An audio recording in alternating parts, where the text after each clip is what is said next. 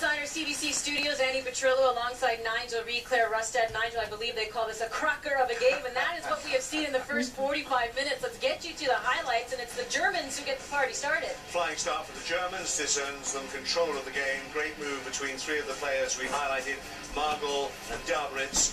And a good save. Keeper does the right thing by pushing it away, but only into the on-rushing Bremer, who cleans up with her sixth goal of the tournament. Then France with all the pressure. And the beginning of the French onslaught, fabulous ball through here to Thériault, who's unlucky to just knock this wide of the goal. This one's so close. But watch this from Diani. Makes the chance himself, flicks it over, has the confidence to go to goal. It's inches wide. The German goalkeeper is just clutching at thin air. That was so close to the equaliser. And this time an open net.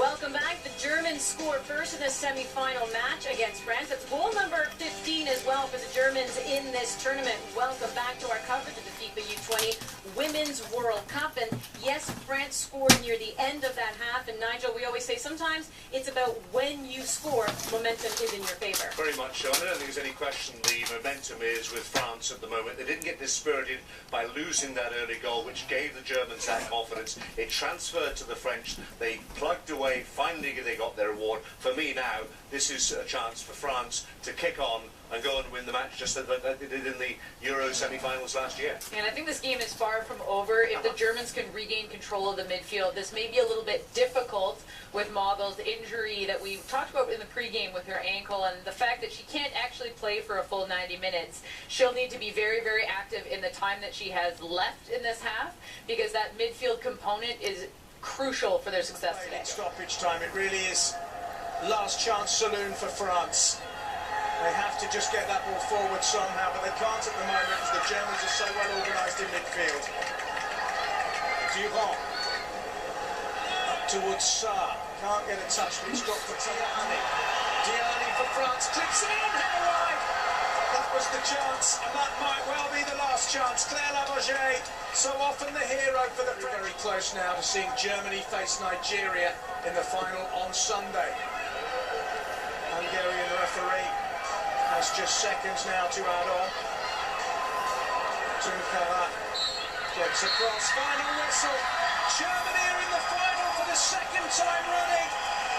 A somewhat fortunate win, you'd have to say, in a match which France dominated.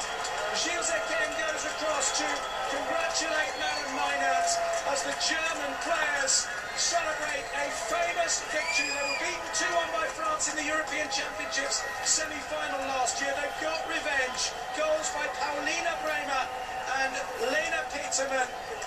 Rige Mbokbati's goal, not enough for the French, who had more of the play, more of the chances, but couldn't take them. And so it'll be Germany against Nigeria in the final, France against Korea DPR in the third place playoff. Lena Petermann's late goal has won it for Germany. Full-time score at the Olympic Stadium. Germany 2, France 1.